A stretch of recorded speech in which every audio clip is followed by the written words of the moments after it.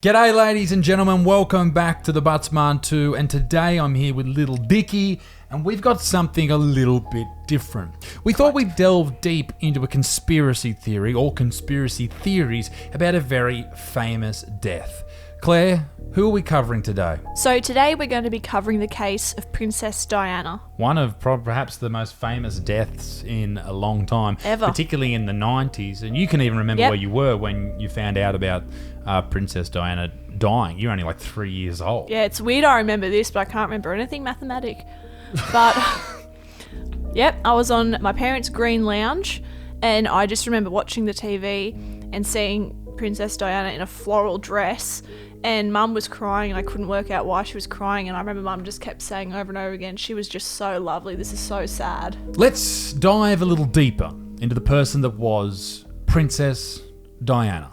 Born on the 1st of July 1961, a princess, almost, was born. Her parents, John and Frances, named her Diana Frances Spencer. Diana was born into the British nobility and grew up relatively close to the royal family. Diana lived with her mother Frances, her father John, and 3 siblings, Sarah, Charles and Jane. They all lived happily at Sandringham House. However, when Diana was just 7 years old, her little innocent life changed. Her beloved parents divorced. Fast forward a little while and both of Diana's parents remarried. Her father John won full custody of Diana, along with his new wife, Rain, Countess of Dartmouth. Diana's relationship with her now stepmother was anything but warm and fuzzy. Diana often referred to her stepmother as a bitter bully, amongst other words, I'm sure. In her younger years, Diana needed an escape. Throughout her now rather cold childhood, Diana was drawn to animals, to dancing, and adding to her ever-growing collection of small stuffed animals. Approximately about 20 at this stage. Over the years as a young woman, Diana worked as a nanny, later becoming a kindergarten teacher. She adored the children she taught, and they all adored Diana right back. During this time, Diana shared a small flat with 3 girlfriends. You could say she was living a rather low-key life, but that was all soon to change. Fast forward to 1981, Princess Diana began dating Prince Charles. She was watching him play endless polo matches, endless walks through the beautiful gardens, and a few hundred cups of tea, I'm sure. Can I interrupt? How boring would polo be? All the time. The worst. I mean... No, thank you. I know when I used to play footy, you were bored at the games because you didn't like the game, right? But imagine how boring polo would be. No thanks. Ugh. Even to be courting the prince, you'd be like, sorry mate. I know, you're like, mate, I don't care if you're the prince. I don't care if you're going to be the king one day. I'm not watching your stupid fucking horse riding. That's what she should have said. Bless her. Diana. We should have given that advice earlier. We should have. Then they were engaged. Who could forget Diana's stunning sapphire blue ring? It all sounds so neat and perfect, doesn't it? However, as the glorious wedding date approached, Princess Diana grew increasingly worried and upset about her fiancé Charles' rather close friendship with Camilla. Friendship? Well, he was dating Camilla first, right? Yes. So then he still hung around her a lot. Yep. Fucking alarm bells. Bought her gifts. Bought her gifts. Yep. That's right, that was on The Crown. Mm-hmm. He was buying her gifts, like expensive, like prince gifts. Yep. And hooking her up with these mad sort of like blingy items. Yep. And Diana kept finding them, or they were sending to each other. She found them. Fuck, he's a dodgy bastard. Yep. According to royal biographer Andrew Morton, Diana confided in her sisters about wanting to call off the wedding, but they told her that it was all too late to back out now. The wedding took place on the 29th of July 1981. A casual 3,500 people made up the congregation. And as for us, planning our wedding at the moment, that's a lot of money. That is insane. You imagine how many people's hands you'd have to shake and horrible shit people you didn't want there that would be there? I'm not about it. Not about it. I feel like it's also worth mentioning that the engaged couple had only hung out approximately 13 times before they announced their engagement. That's not a move. That's not what you want to do. That's terrible. That's the dumbest Putrid. thing. It's like those couples that have never lived together and then they get married. And then you move in and you find out, this prick's still in love with Camilla. Yeah. Heavy is the head that wears the crown. I feel it was needed in this case to note that whilst Princess Di was beautiful, she was much more. Diana was intelligent, empathetic, stylish, not shy towards her beliefs, and courageous. She was so determined to be the best wife she could be, to be perfect. She perfected that. So perfect, in fact, that sadly Diana fell victim to bulimia. She started about a week after Charles and her were engaged. Diana said, and I quote, "My husband put his hand on my waistline and said, 'Oh, bit chubby here, aren't we?'"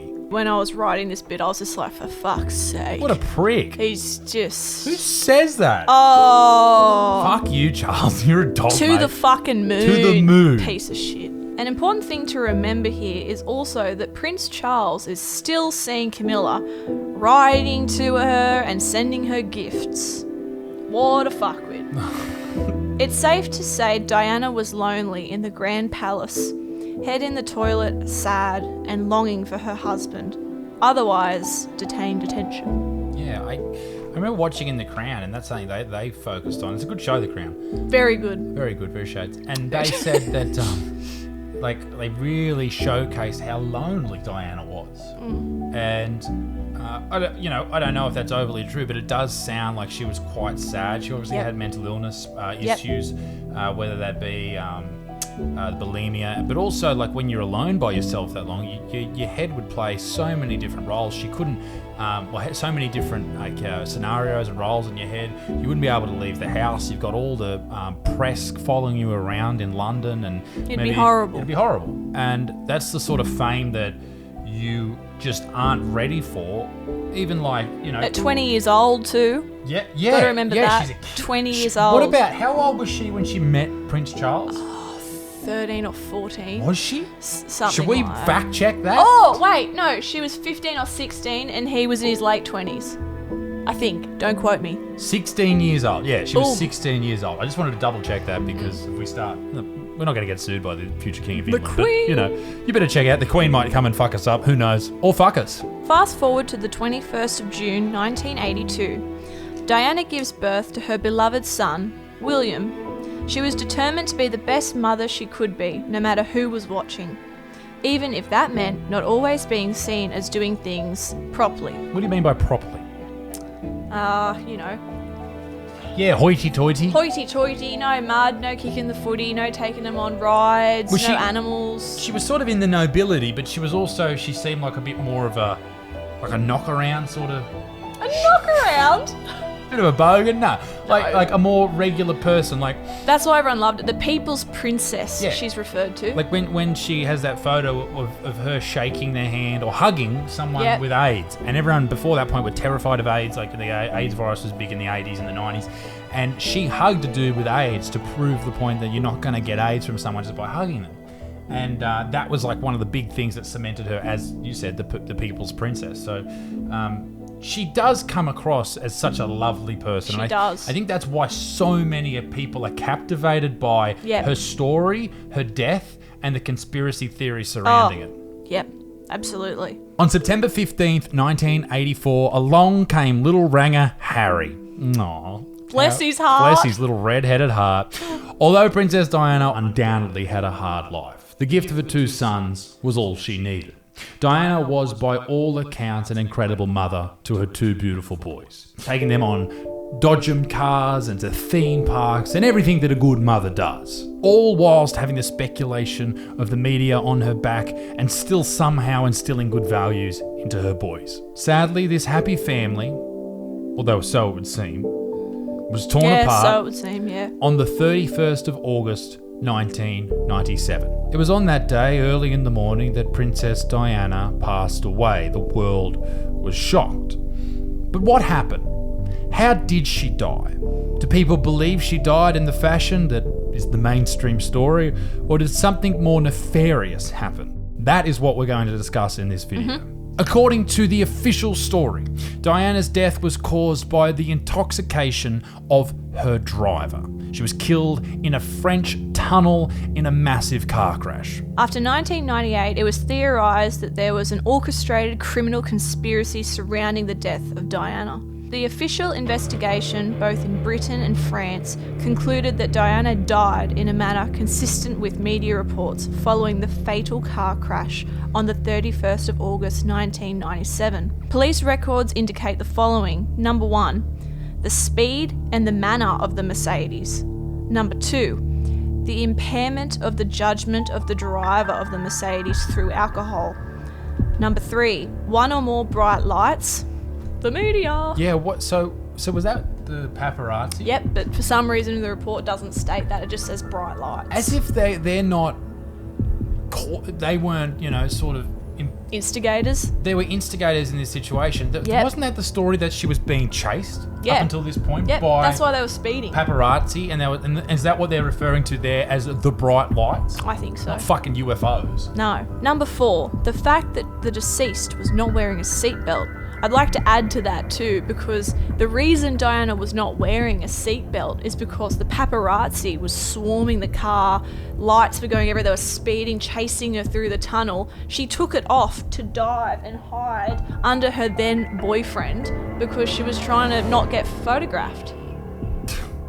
How were they not held accountable? I mean, Dickheads. I would imagine that if this happened today and every one of those tunnels had cameras and all that type of stuff, like surveillance cameras, that they probably would be held accountable and it would be a manslaughter charge. But at this point, maybe no one was there to see it and they've all sort of kept their mouth shut, perhaps. Number 5. In Diana's case only, the loss of an opportunity to render medical treatment. Case closed, right? Well, for some people, many, many people, this case is far from solved. When you said medical treatment, so there was that whole story that someone didn't treat her at the scene? Something like that? Like something really sus happened? Allegedly, the ambulance took 90 minutes to get to the scene. Really? A paramedic recently spoke out as well about physically touching Diana's heart and trying to restart it. Heart like massage. we see on House and stuff. He tried doing that and he said that he thought, and the other paramedics on the scene believed, that she'd survive. So they were all quite astounded at the fact that she'd passed away in hospital, and he's spoken out 20 years later about it, saying that he thought that she was going to live. Wow. So it's obviously a massive event to happen. Lots of people panicking. The paparazzi are chasing them. We're all there on the scene.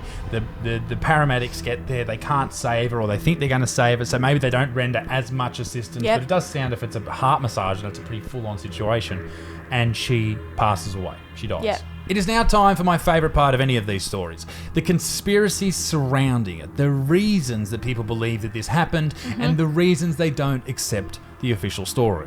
Conspiracy theory number 1. Princess Diana was pregnant.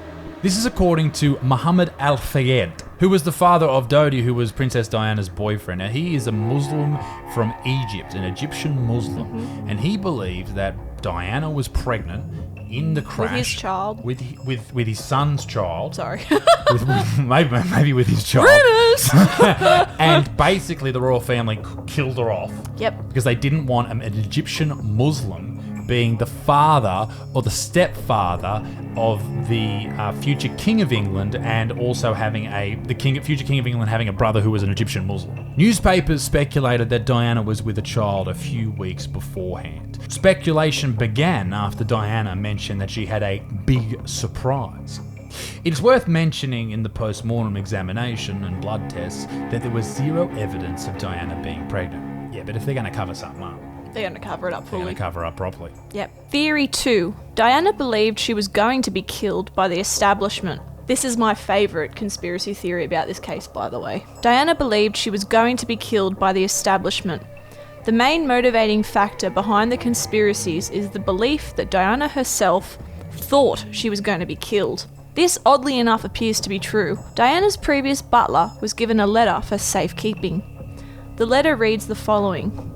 I am sitting here at my desk today, in October, longing for someone to hug me and encourage me, to keep me strong and hold my head high. This particular phase in my life is the most dangerous. ... blanked out, is planning an accident in my car. So what do you mean ... blanked out? So this is the letter, and they've blanked out a name. I wonder who blanked it out. I wonder who the fucking name is. It's completely ... no way to get it. is blanked out, and Yep. they are planning an accident in my car. The letter clearly demonstrates that Diana was fearing for her life and believed something foreboding was coming for her. When Diana wrote this letter, oddly enough, she had been experiencing problems with her Mercedes car. So she was obviously scared. And she sounded very sad too. Yep. She was in a real fucking tough way. It is a deeply saddening thought that dear Diana was so unhappy towards the far too soon end of her life. Theory number 3, and we've already sort of talked about this one, that the paparazzi caused the crash. The paparazzi may have caused this crash to happen intentionally. This view is a sickening one, but it does seem a possibility. This theory has 3 specific forms. The first alleges that the paps would always chase and push and harass Diana relentlessly. The second alleges that the paparazzi involved would create an environment where a crash could happen. Imagine how much you could sell that photo for. The third suggests that the paparazzi accidentally created this situation where Diana could have had a car crash, and the conspirators that wanted her dead took advantage of the situation and knocked her off. Theory 4. Diana's driver, Henry Paul, intentionally caused the crash. Personally, I find this one a bit odd. Are they insinuating that Henry was paid off to kill himself and his passengers? Here's a bit more information about this Henry guy. Henry was the head of security at the Ritz Hotel in Paris. Conspiracy theorists believe that he was paid off by at least one organisation, the security services in France, the UK, or both. People that also believe this theory believe that Mr. Paul being drunk at the time of the crash was not only false, but was a vicious lie spread by the media. Wouldn't be the first time. No, I mean, they had CCTV footage that suggested that he wasn't overly drunk. Maybe he had a couple of beers. But I guess even if you have had a couple of beers, then that is over the limit, and then you could say that caused the crash. I mean, I don't know, unless they've done the drug alcohol analysis, They did that. Yeah. Do they have any records of? Yep, he had alcohol in his system, but there's a... my God, I'm sorry. People believe that Mr. Paul's body was pulled from the car and swapped with another person. An intoxicated person. Ooh! Yeah. Mr. Paul, by all accounts, did not appear drunk earlier on in the night. It's also worth noting that an interesting factor to this theory of Mr. Paul being paid off is that he appeared to have far more money in his account than expected. Yeah, so he may have been paid off. That could have happened. I've got a couple more theories that I want to run past you, if that's quite all right. Go for it, Dal. What was your favourite conspiracy theory out of those ones? My favourite one is probably the Egyptian Muslim thing. Yeah? Because I just feel like... Her being killed off. Maybe. Yeah. Maybe. She wasn't playing ball. Yep. And that's why I think, like, there's another one here that says MI6 did it because she was a threat to the throne. Therefore, to keep the stability of the state is to take her out. Jesus. And maybe MI6 did that. They also talk about that Doty dude. I think, and here's what I think happened. So we all know that the Queen is a shape-shifting reptile. Oh, God. Jesus. Now, because she's a shape-shifting reptile, and as we know, that this is something that obviously she would do. They're also a part of the Illuminati. That's another conspiracy theory. There's also a conspiracy theory that the Globe ran with a story in 2014 suggesting that Princess Diana and Prince Charles had a secret daughter conceived via IVF who was born before Prince William. Oh. Yeah. Holy shit. So there's another conspiracy that there is actually the next in line to the throne was a woman, a new queen, and she was there basically ready to take the throne, or would be there to take the throne. It's an interesting one. Wow. After the Queen dies and then after Prince Charles dies. Now, that would mean that a new queen would take over rather than a new king. I think that because the current queen is a lizard, and she hides her eggs in the basement of Buckingham Palace. And we've been to Buckingham Palace, so we know. We have. It was so cool. It was pretty cool. I believe that she didn't want another queen. Yeah. Because she wanted to be the longest reigning queen of lizard people. I am the lizard queen! So there's a lot of theories around the royals. Obviously, people like talking about that type of stuff. There's so much media attention, all that type of thing. I am pretty confident that someone killed Diana. Or it was just a terrible accident. Or, probably more likely than both of those, the fucking paparazzi who, if you've ever seen them attack celebrities, it's insane. Like We get it all the time at We do Woolies. at Woolies. People following Isaac, trying to lick bad. his feet. Stop trying to lick my feet, you freaks. He's a person. I'm a real human. And I think if you see those people attacking Diana, then maybe that's why old Yep. mate, especially if he had a little bit of drugs in his system, or not drugs, alcohol in his system, I guess that's a drug, in his system, then maybe he crashed and she died. Very sad. Ladies and gentlemen, let me know what you thought about this video. Little Dicky wrote this video, so I'm very, very, very proud of Little Dicky. Well done. Thank you. You did great. And I hope you liked it. let us know what conspiracies you want us to cover next time. Be Yep. a good motherfucker. Peace and Middle East. Me dick stinks. Toodaloo. Au revoir. Bye-bye. Bye.